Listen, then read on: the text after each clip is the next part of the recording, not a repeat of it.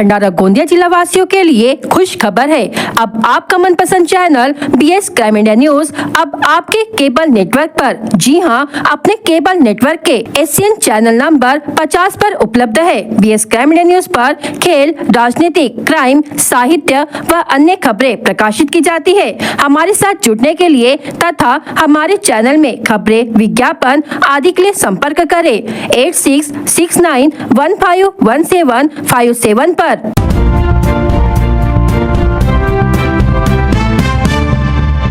Pardi police पर फिर आरोप, आरोपी नहीं पकड़े जाने पर शिकायतकर्ता का गंभीर आरोप।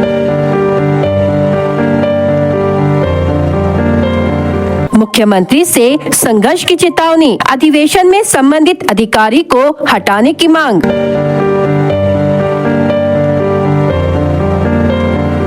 झूठा अपहरण मामला दर्ज करने को लेकर सत्र न्यायालय से फटकार मिलने के बावजूद पुलिस की कार्रवाई में ढिलाई का मामला गर्म होता दिखाई दे रहा है। शिकायतकर्ता ने आरोप लगाया है कि अदालत के निर्देश और घटना के खुलासे के बाद भी संबंधित पुलिस अधिकारी ने उचित जांच नहीं की और न ही आरोपियों की गिरफ्तारी की। शिकायतकर्ता का कहना है कि पुलिस जानबूझकर कार्रवाई टाल रही है। संबंधित अधिकारी द्वारा जाँच में लापरवाही बरती जा रही है। अदालत की टिप्पणी के बावजूद कोई ठोस कार्रवाई नहीं हुई। शिकायतकर्ता ने स्पष्ट कहा है कि यदि आरोपियों पर कार्रवाई नहीं की गई तो हम सभी लोग मुख्यमंत्री से तकरार करेंगे और अधिवेशन में इस अधिकारी को हटाने की मांग करेंगे। फिरियादी ने ये भी कहा कि यदि न्याय नहीं मिला तो जन आंदोलन किया जाएगा।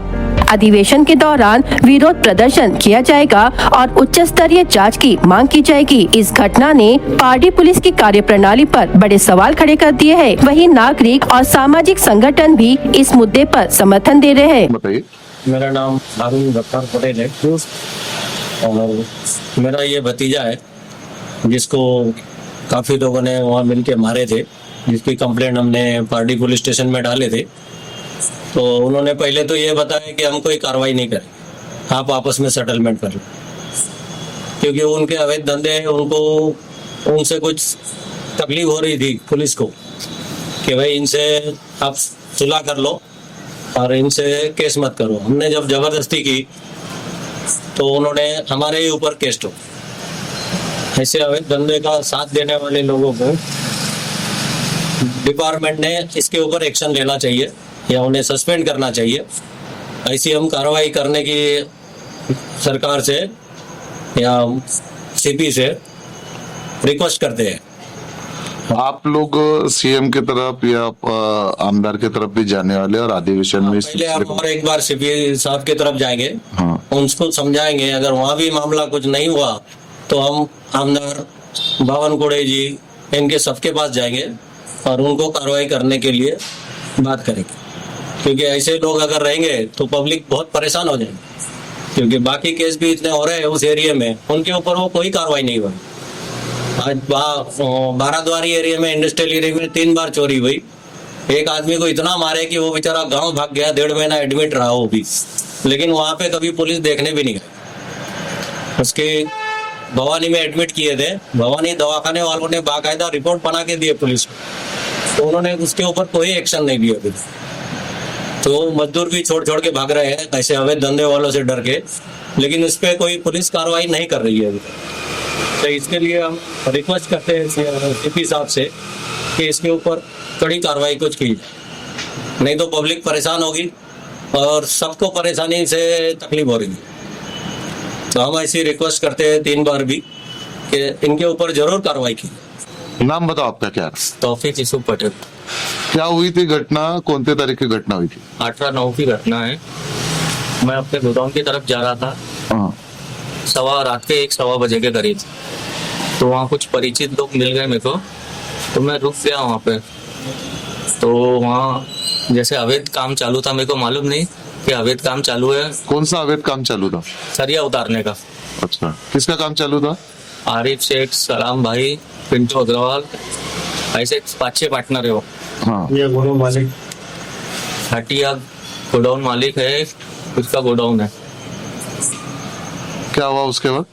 उसके बाद उन्होंने मेरे को बाहर आए और बोले यहाँ क्या जारी करने आया क्या हमारी कंप्लेंट करेगा पुलिस में, ये बातचीत हुई तो थोड़ी भाचा बाची में उन्होंने मारना चालू कर दिए, 5-6 लोगों ने। मारने के बाद मेरे को बेहोश छोड़ दिया। फिर 2 घंटे बेहोश रहा मैं। 2 घंटे बाद एक चौकीदार ने काय से मारे उन्होंने आपको? सरिया, पट्टे, रबड़ के लकड़े, 5-6 लोग थे, ऐसा डंडे सरिया सब उनके हाथ में था। फिर बेसुध होने के बाद क्या किया? बेसुध होने के बाद एक चौकीदार आया, उसने मेरे को पानी वानी पिलाया, उससे फोन लिया और घर पे फोन लगाया। 4 बज रहे होंगे वो टाइम पे। 2 घंटे के लगभग बेहोश रहा। उसके बाद क्या हुआ? उसके बाद फिर घर वाले आए, मेरे पापा और मेरा भाई घर लेके आए। फिर पुलिस स्टेशन गए पार्टी सवेरे 6 बजे। 6 बजे पार्टी थाने जाने के बाद मेरा मेडिकल हुआ। मेडिकल होने के बाद 7 बजे मैं वापस पार्टी थाने में आया। पार्टी थाने आने के बाद मैडम नहीं थे, इसलिए मैडम आने के बाद FIR दर्ज होंगी, आप 12 बजे आइए। फिर हम 12 बजे गए। 12 बजे जाने के बाद मैंने जो आरोपियों का नाम लिखाया, 5-6 आरोपी, तो बोले 5-6 आरोपी नहीं थे, बोले 4 ही थे। बोला नहीं मैडम 5-6 थे। नहीं, बोले तुमको मालूम तो? अरे मैडम ने ऐसा बोले, केस नहीं ले रहे थे यानी 6 आरोपी के ऊपर।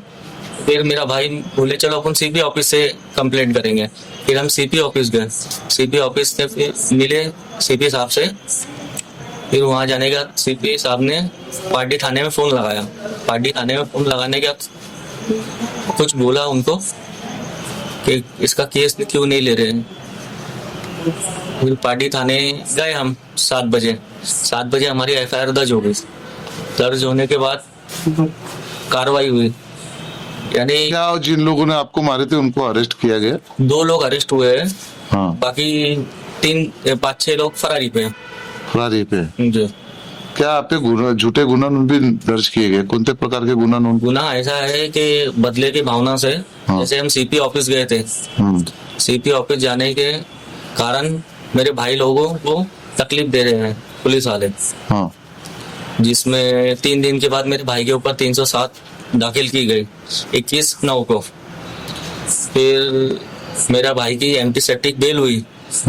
फिर उसके ऊपर अपहरण का केस जानबूझ के दाखिल किया गया। हाँ। अपहरण का केस दाखिल किया गया मेरे भाई, छोटे भाई और मेरे बड़े भाई के ऊपर, जो कि आरोपी जो फरियादी जिसके खिलाफ जो अपहरण करता था, यानी जिसका अपहरण हुआ वो तो भैया घूम रहा है, गांव में है। उसने खुद ने आके बयान दे दिया कि भैया मेरा तो अपहरण ही नहीं हुआ है। हाँ। फिर वही पुलिस वाले अरेस्ट थोड़ा कर रहे हैं, थोड़ा नहीं बहुत, दुकान में आ रहे हैं, घरों पे आ रहे हैं। अभी किस तरह की परेशानी है आपको? प्रताड़ना हो रही है? प्रताड़ना बोले तो जैसे ये पुलिस वालों के चक्कर में मेरे पिताजी की तबीयत खराब हो गई। जो झूठे आरोप लगा रहे हैं, जो FIR झूठी दर्ज किए गए। क्या हुआ आपके पिताजी को? अटैक आया, अभी ऑपरेशन हुआ उनका। हाँ। ये टेंशन ले लेके मेरे ऊपर जो हमला हुआ था, जैसे झगड़ा हुआ था, उसमें जो आरोपी है 2 आरोपी अरेस्ट हुए हैं। बाकी के आरोपी जो जिनका गोडाउन है, जिनके कहने पे मुझे मारा गया था, जैसे पिंटू अग्रवाल, सलाम शेख और गोडाउन का मालक भाटिया, माफ कीजिए भाटिया, ये तो सब खुलेआम घूम रहे हैं। AISF द्वारा शिक्षा के निजीकरण के खिलाफ हिवाली अधिवेशन में छात्र एल्गार।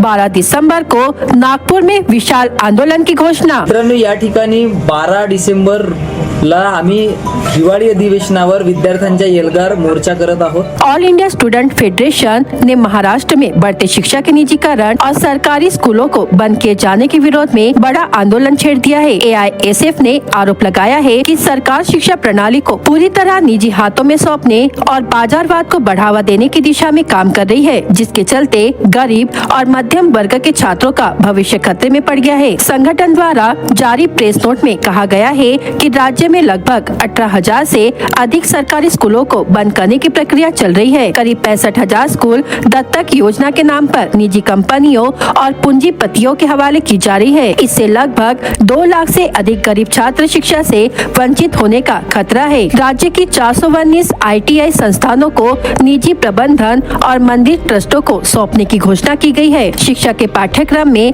इतिहास और संस्कृति के विकृतीकरण का भी आरोप लगाया गया। AISF का कहना है कि सरकारी स्कूलें बंद होने के बाद उन्हें दोबारा शुरू करना लगभग असंभव होता है। इसलिए यह लड़ाई सिर्फ छात्रों की नहीं बल्कि पूरे समाज की है। इस नीतियों के खिलाफ AISF ने घोषणा की कि शुक्रवार 12 दिसंबर 2025 को नागपुर हिवाली अधिवेशन पर भव्य छात्र एल्गार मोर्चा निकाला जाएगा। AISF ने महाराष्ट्र के सभी छात्रों, अभिभावकों और शिक्षा प्रेमियों से बड़ी संख्या में इस आंदोलन में शामिल होकर सरकार को शिक्षा बचाने का संदेश देने की अपील की है। AISF भंडारा जिला परिषद की ओर से यह आह्वान किया गया है। इस अवसर पर राज्याध्यक्ष कॉमरेड वैभव, जिला सचिव विश्वजीत बनकर, कोषाध्यक्ष निशिका उरकुडे, आफ्ताब कुरैशी, आकाश मेश्राम, जयश्री खानकुरे, कुणाल सुपारे सहित छात्र नेता उपस्थित थे। मी वैभव जोगकर, राज्याध्यक्ष ऑल इंडिया स्टुडंट्स फेडरेशन। मित्रांनो, या ठिकाणी 12 डिसेंबरला आम्ही हिवाळी अधिवेशनावर विद्यार्थ्यांच्या एल्गार मोर्चा करत आहोत।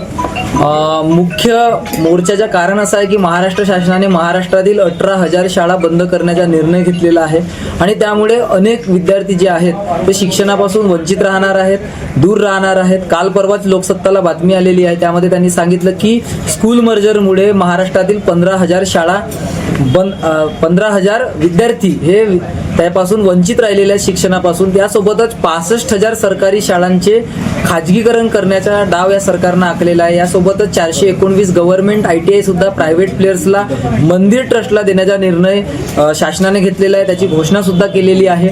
शिक्षणाचे अनेक प्रश्न आहेत। भंडारा जिल्ह्यातील जवळपास 150 पेक्षा जास्त शाळा ह्या बंद होणार आहेत आणि त्यासाठी त्या शाळा वाचवण्यासाठी मराठी शाळा बंद पाडून शिक्षणाच्या खाजगीकरणाचा सपाटा लावण्याच्या विरोधामध्ये आम्ही ऑल इंडिया स्टुडंट फेडरेशनच्या वतीने विद्यार्थ्यांच्या एल्गार हा मोर्चा या ठिकाणी करत आहोत। हा मोर्चा यशवंत स्टेडियमवरून त्या ठिकाणी विधान भवनावर जाणार आहे। तर या मोर्चाला जास्तीत जास्त विद्यार्थ्यांनी उपस्थित राहावं आणि शासनाला आपली ताकद या ठिकाणी दाखवायची आहे, हेच या माध्यमातून आम्हाला सांगायचे आहे। धन्यवाद। इन्कलाब जिंदाबाद।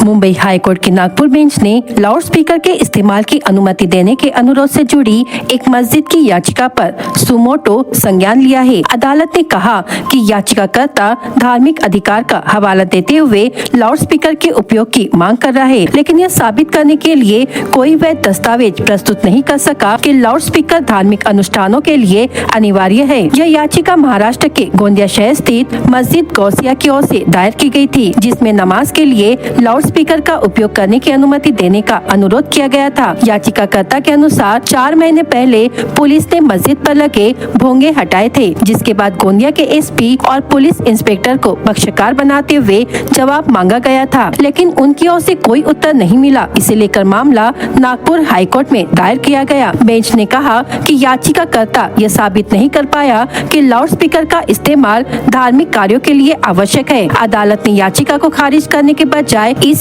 PIL में कन्वर्ट कर दिया और आदेश में दोनों पक्षों को समझाते हुए शोर प्रदूषण और अधिकारों के संतुलन पर टिप्पणी की। मस्जिद प्रबंधन ने कहा कि हमारी सिर्फ एक मांग है, 1.5 मिनट की अजान के लिए नियमानुसार अनुमति दी जाए। सुनने का अधिकार दोनों पक्षों का है। आर्टिकल 21 का हनन नहीं होना चाहिए। याचिका खारिज नहीं हुई है, बल्कि इसे PIL में बदला गया है। इस विषय पर कोर्ट ने खुद सुमोटो लिया है। स्थानीय निवासियों का कहना है कि मस्जिद की नमाज से उन्हें कोई परेशानी नहीं है और वे शांतिपूर्ण समाधान की उम्मीद कर रहे हैं। सर, मेरा नाम एडवोकेट इमरान खान। सर, आप मेरे पीछे देख रहे हैं, ये हमारी गौसिया मस्जिद रामनगर की है। इसमें लगभग आज से 2-4 महीने पहले फोर्सफुली पुलिस के द्वारा अजान के पोंगे जो ऊपर लगे थे वो निकाले गए। निकालने के बाद में हमने इसमें एक नोटिस फाइल किया पुलिस को कि आपने किस अधिकार के तहत ये आपने पोंगे निकाले, इसका हमें स्पष्टीकरण चाहिए। पुलिस की तरफ से कोई जवाब नहीं आया, न SP की तरफ से कोई जवाब आया। उसके बाद हमने सीधा क्रिमिनल पार्टी बनाया SP और PI को और रिट फाइल किया हमने हाईकोर्ट नागपुर खंडपीठ में, जिसका आदेश 1 दिसंबर 2025 को आया है, जिसमें बहुत सारी गलत बातें मैं सुन रहा हूं कि डिसमिस हो गई होगा, ऐसा कुछ नहीं है। हाईकोर्ट ने खाली हमारी रिट क्रिमिनल याचिका को पीआईएल में कन्वर्ट किया। आप लास्ट पैरा देख सकते हैं और जजमेंट ऑनलाइन भी आप निकाल सकते हैं। इस ऑर्डर में उन्होंने जजमेंट में पूरे टोटल जितने चीजों का समीकरण सब समझाया है कि ध्वनि प्रदूषण कैसा होता है। और हमारी एक ही मांग है गवर्नमेंट से, शासन से, कि हमारी 1.5 मिनट की अजान होती है 5 टाइम की, वो अजान हमें नियमानुसार हमने बोलने की इजाजत दी जाए। आर्टिकल 21 का इसमें उल्लेख किया गया है। उस उल्लेख के अनुसार में ऐसा है कि सुनने का अधिकार, नहीं सुनने का अधिकार दोनों पार्टियों को मानता हूं मैं, क्योंकि हम लॉ के स्टूडेंट हैं। तो उस हिसाब से आर्टिकल 21 का हनन नहीं होना चाहिए और वो कायदे में रहना चाहिए। सर सुमोटो लिया है स्वयं कोर्ट ने, अब उसका विवेकाधिकार है, वो जब भी चाहे निर्णय दे। हम तो चाहेंगे जल्द से जल्द दे और जितने जल्दी हमारे अजान शुरू हो जाए हम उतना अच्छा लगेगा। मेरा नाम सैयद इकबाल अली है। मैं मस्जिद गौसिया का सेक्रेटरी हूँ और ये भोंगे निकालने के लिए हमको पुलिस के पीआई और डिपार्टमेंट से फोन आया कि गोंदिया शहर के पूरी मस्जिदों के पोंगे निकाले जा रहे हैं, आप भी अपने मस्जिद के पोंगे निकालिए। तो जिसका हमको कोई लेटर नहीं दिए, तो उन्होंने बोले कि दूसरे मस्जिदों के निकल गए। तो गई बार हमको फोन आए तो पीआई साहब का और डिपार्टमेंट का जब फोन आया तो उन्होंने बोले हमको कोऑपरेट करो। हम डिपार्टमेंट के होने से और पुलिस की भावना को समझते हुए हमने उनकी जो ये थी कि भाई पोंगे निकालना है वो निकाला गया। हमें किसी प्रकार का कोई लेटर नहीं दिया गया। उसके बाद में हमने पहले परमिशन भी मांगे थे, जिसका उनको कोई भी लिखित जवाब नहीं मिला है। उसके बाद में हमने वकील साहब के जरिए से कोर्ट के अंदर में याचिका दाखिल किए, नोटिस इशू किए। उसके बाद में उन्होंने अपने जितनी भी हमारी जो शासन के तरफ से डिमांड थी और हम चाहते थे कि भाई इसको शासन हमको इजाजत दे, उसके लिए हमने कोर्ट के अंदर में याचिका दाखिल की है, जिसका उल्लेख वकील साहब ने भी बताया कि याचिका खारिज नहीं हुई है, वो पीएलआई में कन्वर्ट हुए। हम शासन और संविधान से यही गुजारिश है कि हमें हमारे हक के हिसाब से हमें इजाजत दी जाए। हमारी 2 मिनट 3 मिनट की अजान का सिर्फ जो चीज़ है हम उसकी मांग करते हैं और शासन से हम विनंती करते हैं कि हमारे ऊपर में चाहे वो मंदिर हो, मस्जिद हो, जहाँ पे भी हो, इस चीज़ के जो बरसों से चलते आ रहा है उसका ख्याल रख के हमें न्याय मिलेगा, ऐसी हमको कोर्ट से उम्मीद है। चुन्नीलाल मराठे, गौसिया मस्जिद है। नहीं, हमको कोई एतराज नहीं है। इसके बारे में यही है कि 3-4 बार अजान होती है, बरोबर होते रहती है, हमको कोई तकलीफ नहीं है। हम यहाँ 14 साल से रहते हैं मस्जिद के बाजू, गौसिया मस्जिद के बाजू में। पौनी मार्ग पर वाकेश्वर फाटा स्थित आर्यन इलेक्ट्रॉनिक्स एंड हार्डवेयर की दुकान जलकर खाक हो गई। आग में लाखों रुपए का नुकसान होने का अनुमान है और शुरुआती जांच में आग लगने का कारण शॉर्ट सर्किट बताया जा रहा है। आर्यन इलेक्ट्रॉनिक्स एंड हार्डवेयर की दुकान से आग के लपटे और धुआं पास के पान ठेले वालों ने देखा। देखते ही देखते आग ने विकराल रूप ले लिया और पूरी दुकान को अपने चपेट में ले लिया। आग लगने के समय दुकान बंद थी। नागरिकों की भारी भीड़ घटनास्थल पर जमा हो गई। दुकान मालिक वाकेश्वर निवासी आर्यन ध्रुवे को सूचना मिलते ही वह मौके पर पहुंचे और नागरिकों की मदद से आग बुझाने की कोशिश की। आग लगने की सूचना अडाल पुलिस स्टेशन को दी गई। सूचना मिलते ही पुलिस का दस्ता मौके पर पहुंचा और स्थिति को नियंत्रण किया। भंडारा से अग्निशमन दल को बुलाया गया। आग पर देर रात तक काबू पाने का काम जारी था। आग में लाखों का नुकसान हुआ है। दुकान मालिक आर्यन ध्रुवे ने बताया कि उन्होंने दुकानों में पट्टी में 2 कमरे किराए पर लिए थे। वह रात 7:30 बजे दुकान बंद करके घर गए थे। कुछ देर बाद आग लगने की सूचना मिलते ही वह तुरंत दुकान पहुंचे। तब तक आग ने विकराल रूप ले लिया था। आग में दोनों दुकानों में रखे इलेक्ट्रॉनिक्स, इलेक्ट्रिकल्स और हार्डवेयर का सामान और काउंटर में रखी 55,000 रुपए की नकदी जलकर राख हो गई।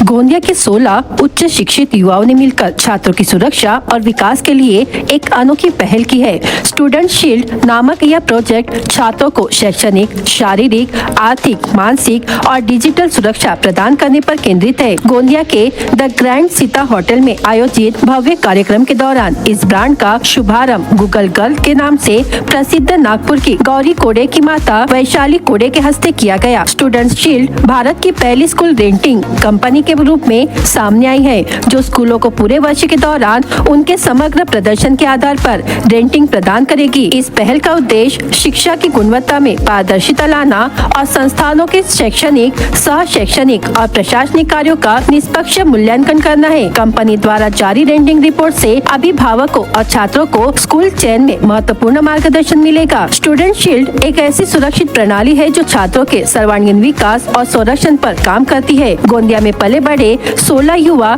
एक साथ आए और छात्रों की 5 प्रमुख सुरक्षा आवश्यकताओं को ध्यान में रखते हुए इस योजना को तैयार किया। शैक्षणिक सुरक्षा, शारीरिक सुरक्षा, आर्थिक सुरक्षा, मानसिक सुरक्षा, डिजिटल सुरक्षा लॉन्चिंग कार्यक्रम में गोंदिया जिले के साथ साथ नागपुर संभाग के स्कूल संचालक, प्राचार्य और शिक्षक बड़ी संख्या में मौजूद रहे। कार्यक्रम के दौरान स्टूडेंट शील्ड टीम ने बताया कि यह प्रोजेक्ट विद्यार्थियों के लिए सुरक्षित शैक्षणिक माहौल, मानसिक स्वास्थ्य मार्गदर्शन और साइबर सुरक्षा को मजबूत करने की दिशा में काम करेगा। उपस्थित शिक्षण संस्थाओं के प्रतिनिधियों ने इस पहल की सराहना की और जल्द ही इसे अपने अपने स्कूलों में लागू करने का संकल्प लिया। गोंदिया के युवाओं द्वारा शुरू किया गया स्टूडेंट शील्ड उपक्रम आने वाले समय में गोंदिया के साथ ही पूरे महाराष्ट्र की हर स्कूल और कॉलेज तक पहुंचाने का लक्ष्य रखता है। यह योजना विद्यार्थियों के सर्वांगीण संरक्षण की गारंटी देती है, पढ़ाई से लेकर मानसिक और डिजिटल सुरक्षा तक। इसलिए आने वाले समय में जब भी आप अपने बच्चे का एडमिशन किसी स्कूल में कराएं,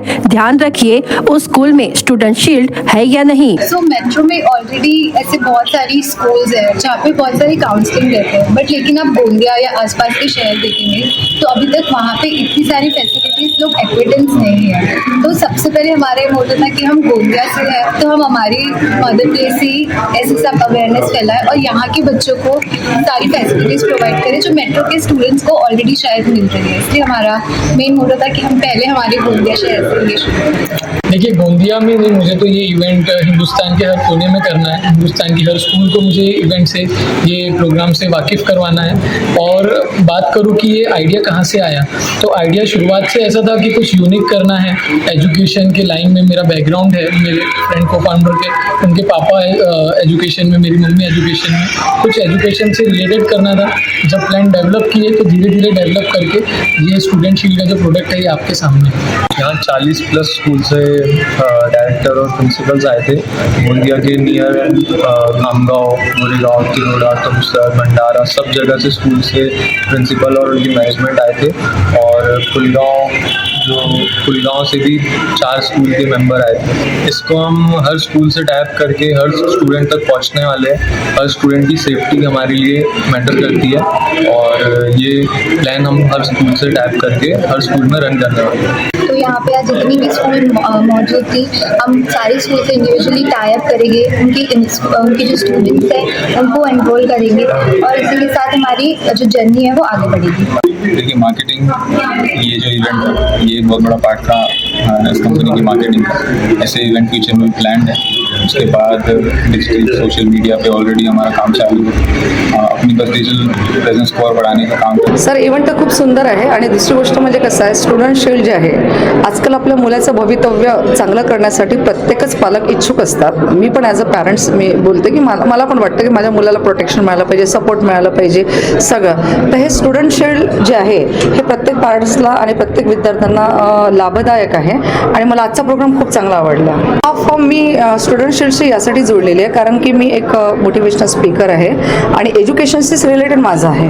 हे एज्युकेशनशी असल्यामुळे विद्यार्थी पालक म्हटलं की डेफिनेटली मी त्यांना कोणत्याही पद्धतीने म्हणजे अभ्यास कसा लक्षात ठेवायचा मी मदत करतेच। त्याचसोबत जर पालकांना जर मिळालं प्रोटेक्शन विद्यार्थ्यांसोबत पालकांना, तर वेल अँड गुड आहे, एक कॉम्बिनेशन खूप चांगलं बनतं, म्हणून मी याच्यामध्ये इंटरेस्ट घेतलेला आहे। सर, गुगल गर्ल मदर म्हणून माझी यासाठी ओळख आहे कारण की अख्खं भारतीय संविधान तिने लर्न केलं आणि 395 आर्टिकल वयाच्या 10व्या वर्षात मी म्हणून दाखवलेलं आहे आणि मी मीडियाला खूप थँक्यू म्हणते कारण की मीडियाने माझ्या मुलीला उचललेलं आहे, त्याच्यामुळे मी त्यांचं पण खूप थँक्स म्हणते।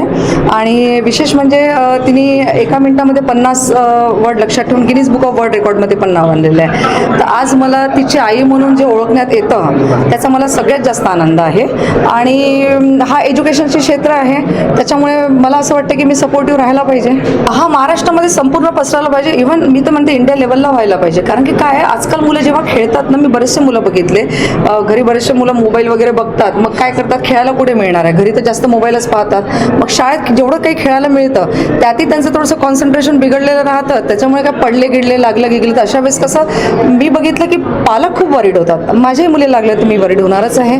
तर ही स्टुडंट शील्ड जर घेतली त्यांनी आणि यांचा जर सपोर्ट मिळाला तर ते कसं राहते, फ्री राहतील कारण की की आजकाल पालक वर्ग खूप बिझी असतात, जॉब करतात, मुलांना वेळ देऊ शकत नाही, बरंचसं काही असतं. तर त्याच्यामुळे मला तर वाटतं घ्यायला पाहिजे. मैं आपको बता देती हूँ, मैंने तो पहले सबसे पहले बेटी को लाया सामने और उसके बाद मैंने स्टूडेंट को भी लाया है. Asia India book of record में भी मैंने काफ़ी बच्चों को लाया है. आपको सब ये यूट्यूब में मिल जाएगा. दूसरा, अभी जस्ट एक स्टूडेंट जो है वो Guinness book of world record में आ रहा है और वो मुझे लगता है हार्डली फरवरी या मार्च तक आ जाएगा.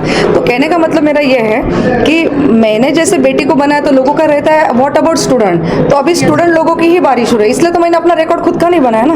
और मुझे ऐसा लगता है कि मैंने अपने ज़िंदगी में इसलिए रिकॉर्ड नहीं बनाया क्योंकि मैं चाहती हूँ कि मेरी बेटी के नाम से लोग पहचाने जाए. एज ए पेरेंट्स मुझे बहुत खुशी होंगी इसलिए. और त्याग में ही तो सबसे ज़्यादा प्यार है, ऐसा मैं समझती हूँ.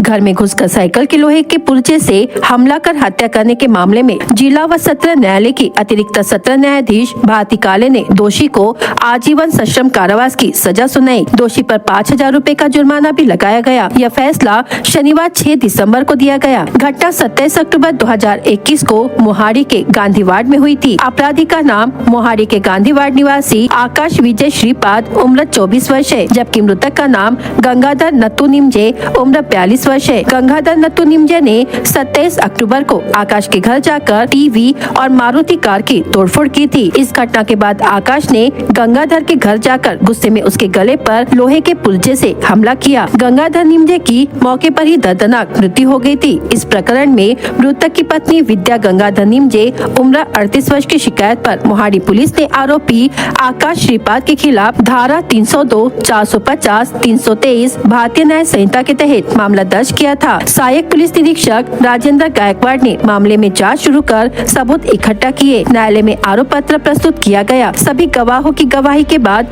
जिला व सत्र न्यायालय के न्यायाधीश भारती काले ने आकाश विजय श्रीपाद को 6 दिसंबर को धारा 302 भारतीय न्याय संहिता फौजदारी प्रक्रिया संहिता 235(2) के तहत आजीवन सश्रम कारावास और 5,000 रुपए जुर्माने की सजा सुनाई.